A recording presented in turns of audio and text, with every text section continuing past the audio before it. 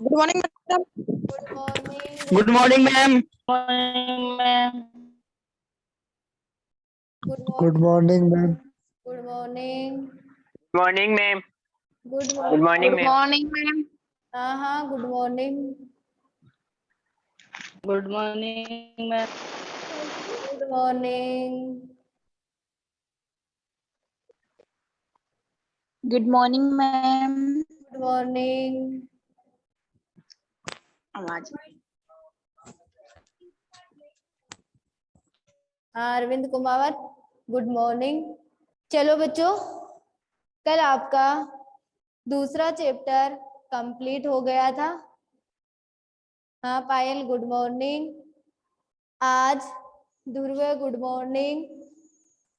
अपना chapter number 3 है और चैप्टर का नाम है तत्वों का वर्गीकरण एवं गुणों में आवर्तीता, या इसका शॉर्ट में नाम आप बोल सकते हो आवर्त सारणी। ठीक है बच्चों, तो अपन तीसरा चैप्टर स्टार्ट करने जा रहे हैं, जिसमें आपका पहला टॉपिक है आवर्त सारणी। इस आवर्त सारणी की परिभाषा सभी बच्चे नोट कर लेंगे। आवर्त सारणी, देखो आवर्त सारणी क्या होती है। हाँ राजकुमार गुड मॉर्निंग। तत्वों के व्यवस्थित वर्गीकरण से बनाई गई सारणी को, तत्वों के व्यवस्थित वर्गीकरण से बनाई गई सारणी को आवर्त सारणी कहा जाता है। बनाई गई सारणी को ही क्या कहा जाता है? आवर्त सारणी। आवर्त सारणी और वर्गीकरण की आवश्यकता, ये दोनों टॉपिक आपको अपनी कॉपी में नोट करना है। ठीक है, उसके आगे मैं जो पढ़ाऊंगी उनके नोट्स आपके पास पहुंच जाएंगे। तो आप आवर्त सारणी की परिभाषा और तत्वों का वर्गीकरण या वर्गीकरण की आवश्यकता, ये दो टॉपिक आप अपनी नोटबुक में अभी नोट करोगे मेरे साथ साथ। तो आवर्त सारणी किसे कहा जाता है? तत्वों के व्यवस्थित वर्गीकरण से बनाई गई सारणी को ही आवर्त सारणी कहते हैं। अब देखो बच्चों, आपका टॉपिक है वर्गीकरण की आवश्यकता, कि तत्वों का वर्गीकरण करना क्यों आवश्यक है। तो आपका टॉपिक चल रहा है वर्गीकरण की आवश्यकता। देखो बच्चों, वर्गीकरण की आवश्यकता कैसे होती है। सन 1800 तक 31 तत्व ज्ञात थे। मैं जो लाइन बोल रही हूँ उस पूरी लाइन को तुम लिखोगे, बोर्ड पे मैं शॉर्ट लिख रही हूँ। सन 1800 तक 31 तत्व ज्ञात थे।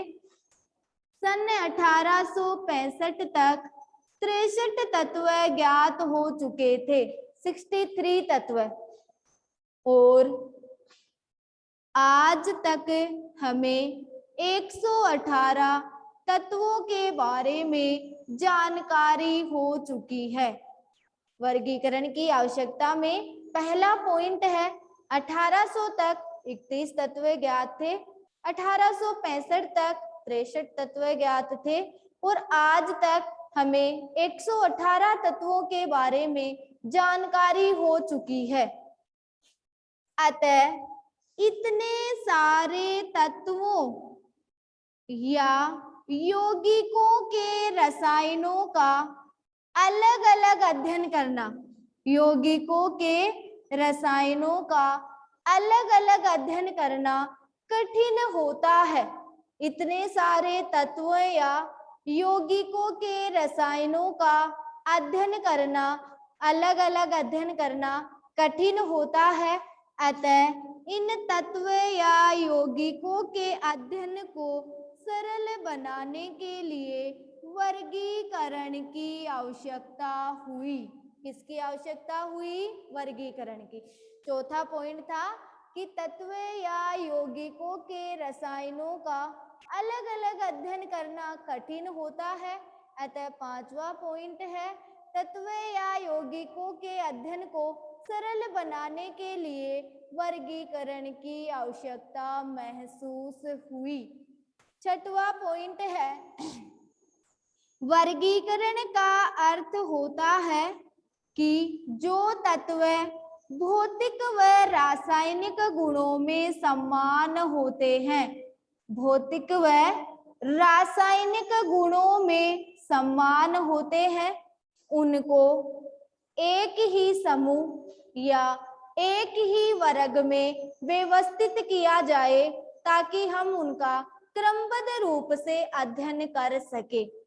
जो तत्व भौतिक व रासायनिक गुणों में समान होते हैं, उनको एक ही समूह या एक ही वर्ग में व्यवस्थित किया जाए ताकि हम उनका क्रमबद्ध रूप से अध्ययन कर सके। ये है वर्गीकरण की आवश्यकता। ठीक है बच्चों, दोबारा मैं रिपीट कर रही हूँ, अगर कोई लाइन कहीं पे छूट गई तो तुम उसको पूरा कर लेना। आवर्त सारणी है तत्वों के व्यवस्थित वर्गीकरण से बनाई गई सारणी को ही आवर्त सारणी कहा जाता है। हाँ भानु, सभी पॉइंट रिपीट हो रहे हैं। वर्गीकरण की आवश्यकता, सन 1800 तक 31 तत्व ज्ञात थे। सन 1865 तक 63 तत्व ज्ञात थे। अब तक 118 तत्वों के बारे में जानकारी हो चुकी है।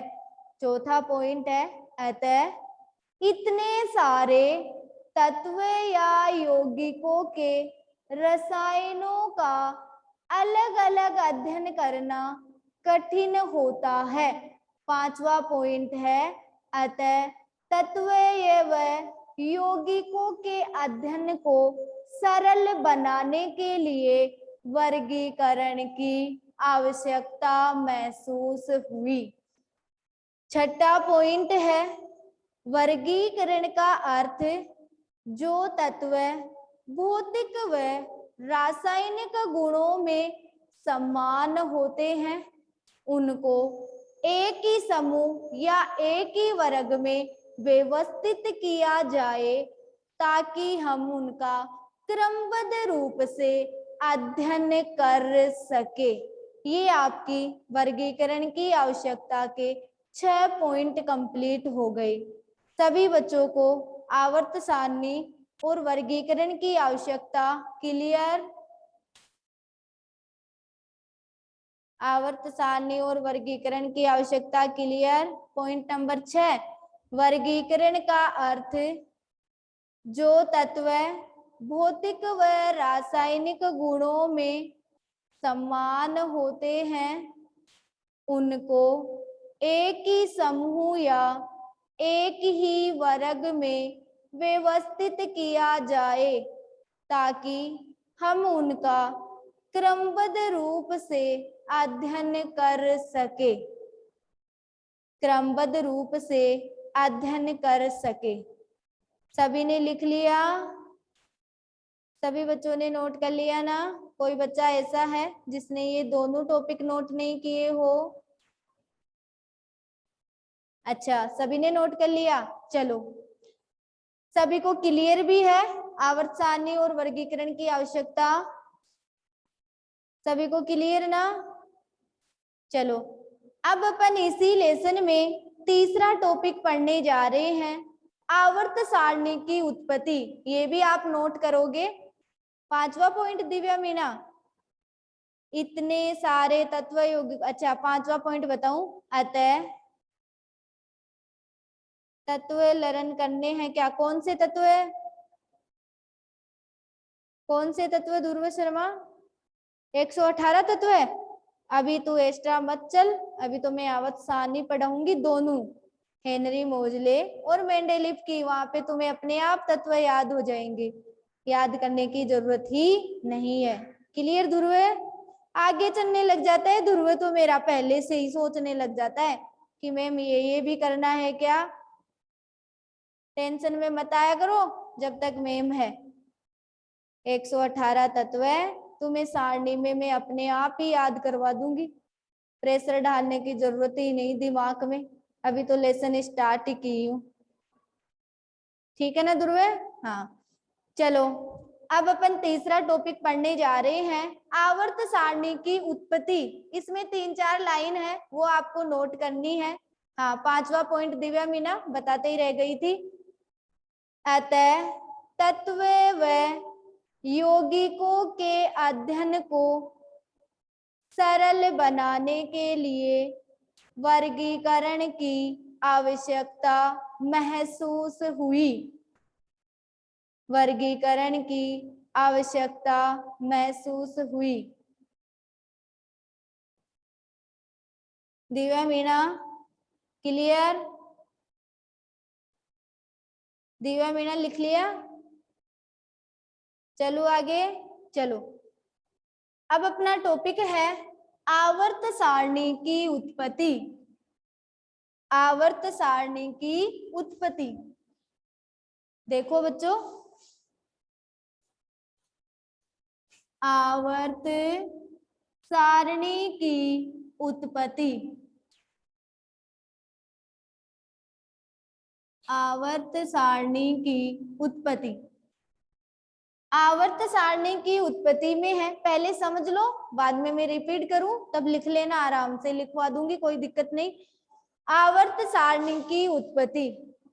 सबसे पहला वर्गीकरण तत्वों के धात्विक व अधात्विक गुणों के आधार पर किया गया था।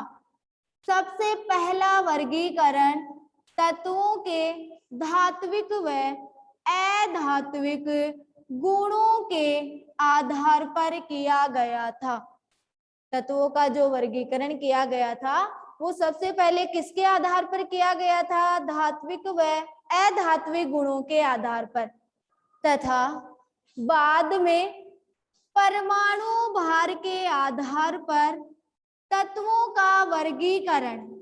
परमाणु भार के आधार पर तत्वों का वर्गीकरण वैज्ञानिक थे जिनका नाम है डोबे राइनर, न्यूलैंड, लोथर मेयर व मेंडेलिफ। लोथर मेयर व मेंडेलिफ, जिसको मेंडेलीव भी बोला जाता है। क्या बोला जाता है? मेंडेलीव भी बोला जाता है। बाद में परमाणु भार के आधार पर तत्वों का वर्गीकरण डोबे राइनर, न्यूलैंड, लोथर मेयर तथा मेंडेलिफ ने किया था। ये क्या है? आवर्त सारणी की उत्पत्ति।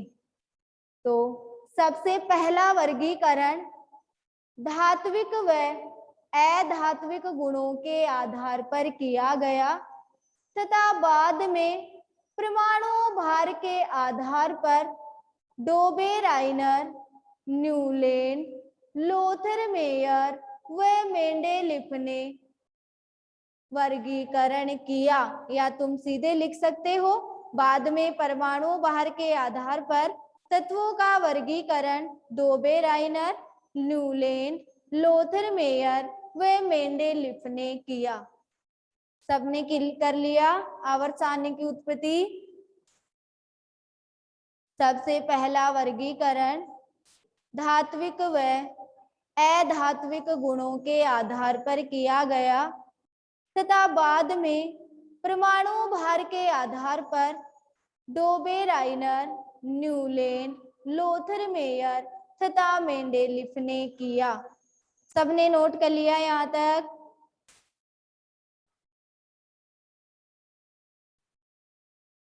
सभी बच्चों ने आवर्त सारणी की उत्पत्ति की 3-4 लाइन नोट कर लिया। अभिषेक चौधरी नहीं किया? दोबारा बोलूं? चलो। सबसे पहला वर्गीकरण धात्विक व अधात्विक गुणों के आधार पर किया गया था तथा बाद में परमाणु भार के आधार पर तत्वों का वर्गीकरण डोबे राइनर, न्यूलैंड, लोथर मेयर वह मेंडेलिफ ने किया था। कर लिया अभिषेक?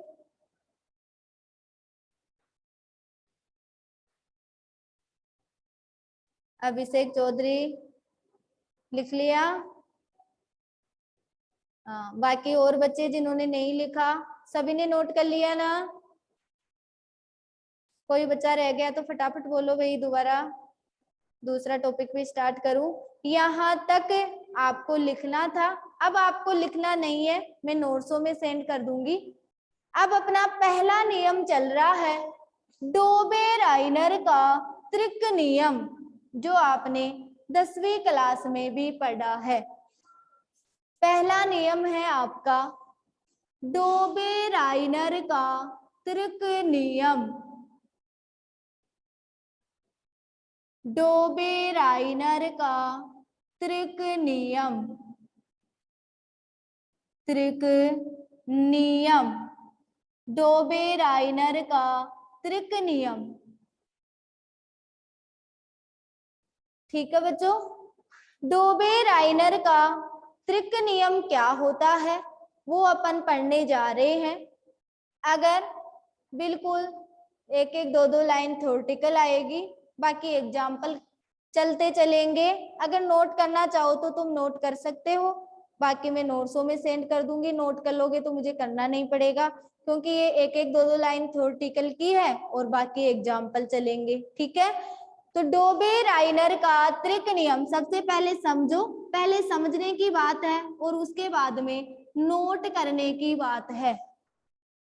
सन 1829 में, सन 1829 में डोबे-राइनर नामक वैज्ञानिक ने समान गुण धर्म वाले तत्वों को तीन तत्वों के समूह, तीन तत्वों के समूह, इन तीन तत्वों के समूह को उन्होंने त्रिक कहा, तीन तत्वों के समूह में व्यवस्थित किया।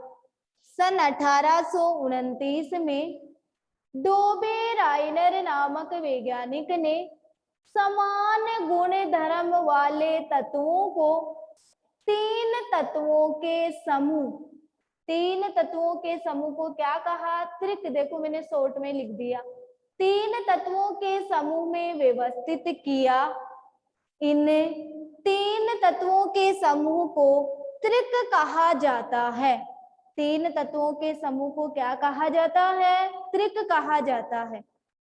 त्रिक में मध्य वाले तत्व का परमाणु भार, मध्य वाले तत्व का परमाणु भार शेष दोनों तत्वों के परमाणु भार के औसत मान का लगभग बराबर होता है। यही डोबे-राइनर का त्रिक नियम कहलाता है। तो सन 1829 में डोबे-राइनर नामक वैज्ञानिक ने समान गुण धर्म वाले तत्वों को तीन तत्वों के समूह में व्यवस्थित किया। तीन तत्वों के समूह के आगे देखो मैंने कोष्टक में त्रिक लगाना है, लगा रखा है, वो भी लिखना है। तीन तत्वों के समूह में व्यवस्थित किया। इन तीन तत्वों के समूह को त्रिक कहा जाता है। मध्य वाले तत्वों का, और किसमें? त्रिक में। त्रिक में मध्य वाले तत्व का परमाणु भार शेष दोनों तत्वों के परमाणु भार के औसत मान का लगभग बराबर होता है। डोबे-राइनर का त्रिक नियम कहलाता है। जैसे पहला एग्जाम्पल है लिथियम, सोडियम और पोटेशियम।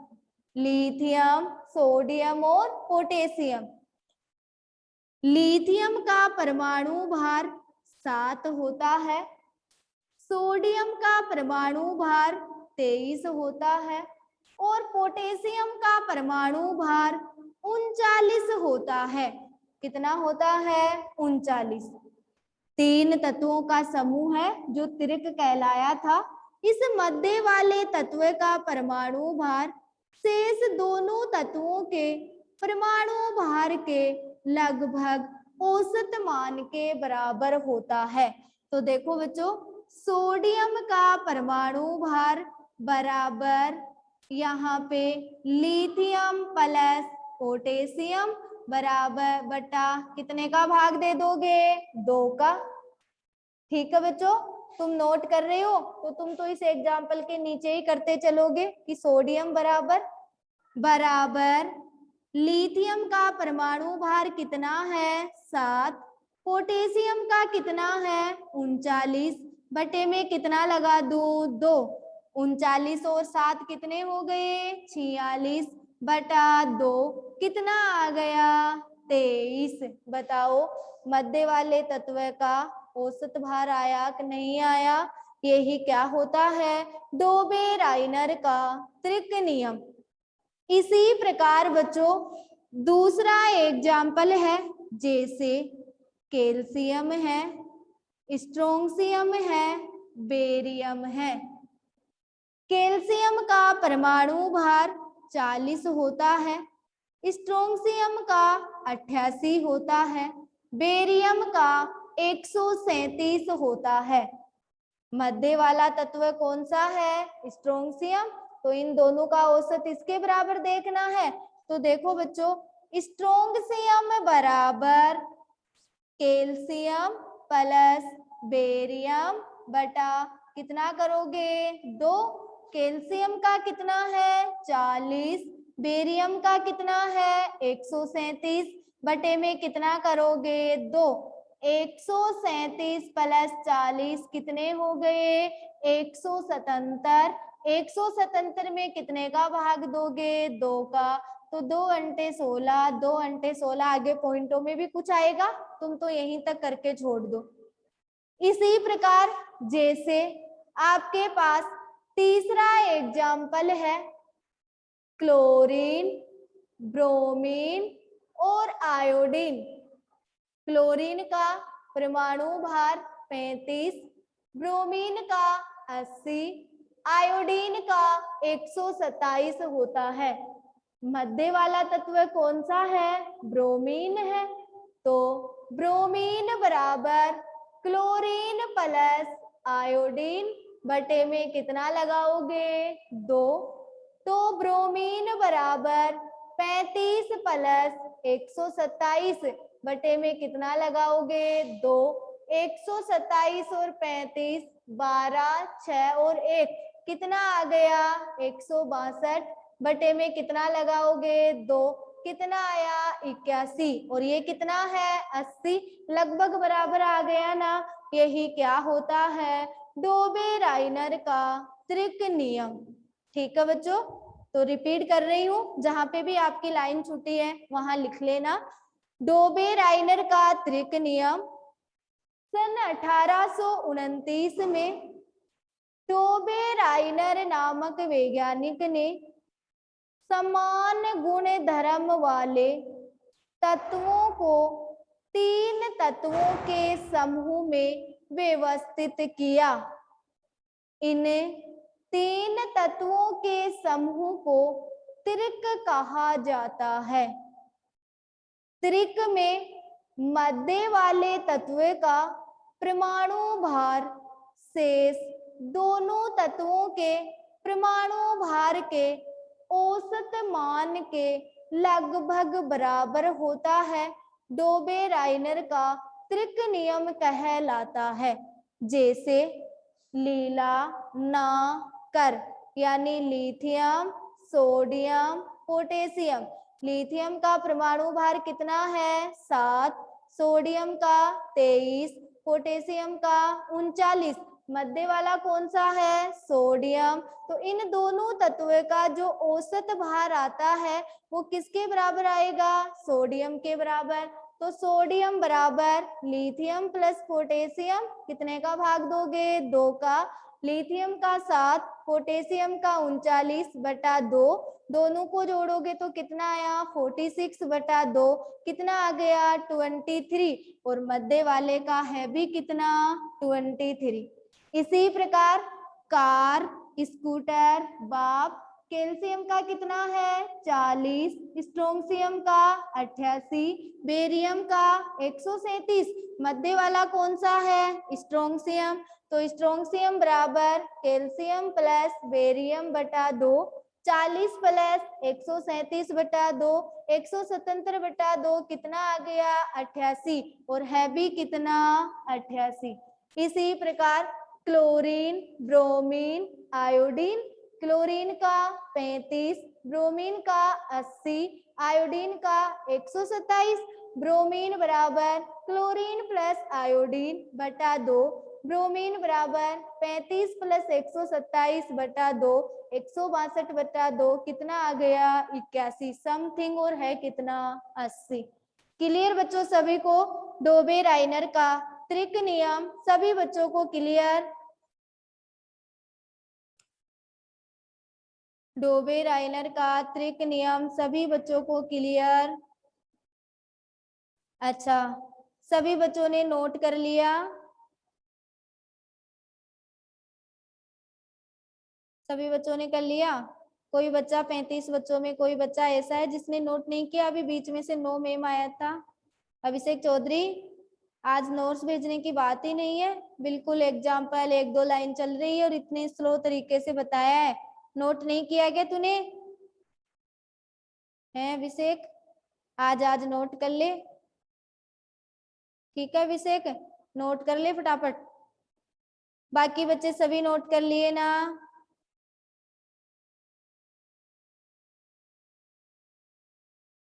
बाकी बच्चों ने सभी ने नोट कर लिया ना डोबे-राइनर का त्रिक नियम? हाँ, अंकित यादव कहाँ से नहीं किया, फटाफट बोल। अंकित यादव एक बार। हाँ हाँ हाँ टिंकू बोल बोल फटाफट बोल, कहाँ से रिपीट करना है जल्दी बोल टिंकू, फटाफट बोल।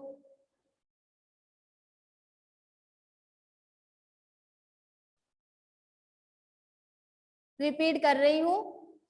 सन 1829 में डोबे-राइनर ने समान गुण धर्म वाले 3 तत्वों के समूह, समान गुण धर्म वाले तत्वों को 3 तत्वों के समूह, और समूह लिख के कोष्टक में त्रिक लिखना है, के रूप में व्यवस्थित किया। 3 तत्वों के समूह को त्रिक कहा जाता है। त्रिक में मध्य वाले तत्व का परमाणु भार शेष दोनों तत्वों के परमाणु भार के औसत मान का लगभग बराबर होता है। डोबे-राइनर का त्रिक नियम कहलाता है, और ये 3 एग्जाम्पल है। अब सभी बच्चों ने नोट कर लिया? चलो आगे। टिंकू, अंकित यादव, अभिषेक चौधरी, अंकित यादव और टिंकू भी बोलो। हाँ, अब अंकित यादव भी बोलो। अंकित यादव नोट कर लिया? अच्छा अच्छा, और कोई बच्चा जिन्होंने ये नोट नहीं किया हो, कोई प्रॉब्लम आ रही हो?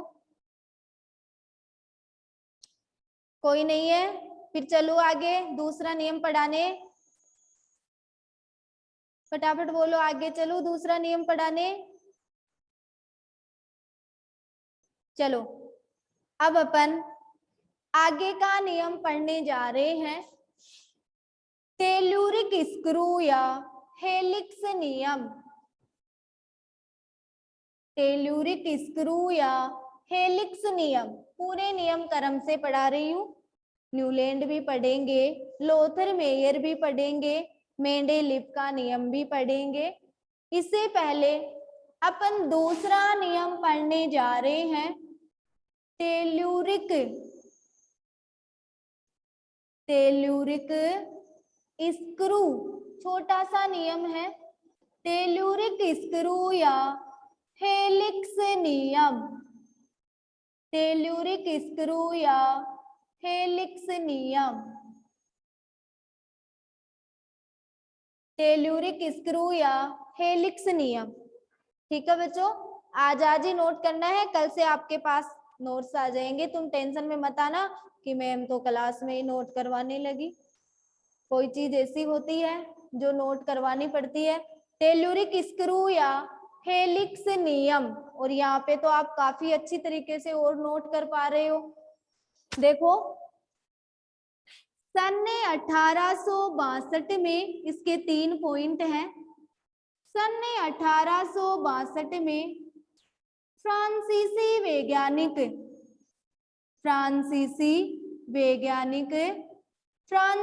वैज्ञानिक का नाम था AEBD।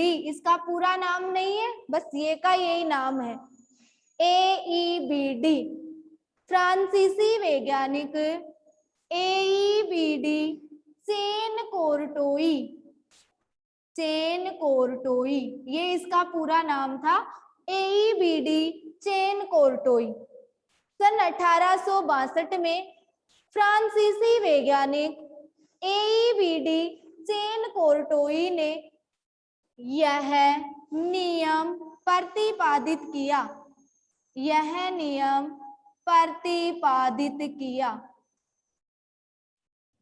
इसके अनुसार इन्होंने तत्वों को बढ़ते हुए परमाणु भार के क्रम में व्यवस्थित किया। इन्होंने तत्वों को बढ़ते हुए परमाणु भार के क्रम में व्यवस्थित किया। टेलुरिक स्क्रू के नियम में तत्व को कौन से परमाणु भार किसमें क्रम में व्यवस्थित किया? बढ़ते हुए परमाणु भार के क्रम में। तो इन्होंने तत्वों को बढ़ते हुए परमाणु भार के क्रम में व्यवस्थित किया। तीसरा पॉइंट है, इस नियम के अनुसार तत्वों को वर्ताकार सारणी के रूप में व्यवस्थित किया। तत्वों को वर्ताकार सारणी का मतलब है एक तत्व से नीचे आने वाले दूसरे तत्व में समानता, उसी को क्या कहा जाता है? वर्ताकार सारणी। तो इन्होंने तत्वों को वर्ताकार सारणी के रूप में व्यवस्थित किया, जिसे गुणों में पुनरावर्ती हो। गुणों में क्या हो? पुनरावर्ती हो। यही क्या होता है? टेलुरिक स्क्रू या हेलिक्स नियम। गुणों में पुनरावर्ती का मतलब है एक तत्व की नीचे वाले तत्व से समानता, और वो ही वर्ताकार सारणी का मतलब होता है। तो टेलुरिक स्क्रू या हेलिक्स नियम क्या होता है? 3 पॉइंट है।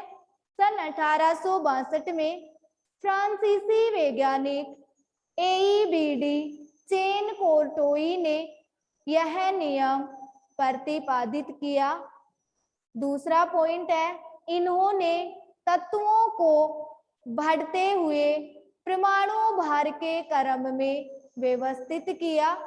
तीसरा पॉइंट है, इन्होंने तत्वों को वर्ताकार सारणी के रूप में व्यवस्थित किया, जिसे गुणों में पुनरावर्ती हो। गुणों में क्या हो? पुनरावर्ती हो। यही टेलुरिक स्क्रू या हेलिक्स नियम कहलाता है। क्लियर सभी बच्चों को? सभी बच्चों को टेलुरिक स्क्रू हेलिक्स नियम क्लियर? सभी बच्चों ने नोट कर लिया? तीसरा पॉइंट है, इन्होंने तत्वों को वर्ताकार सारणी के रूप में व्यवस्थित किया, जिससे गुणों में पुनरावर्ती हो। भानु नोट कर लिया? भानु नोट कर लिया क्या?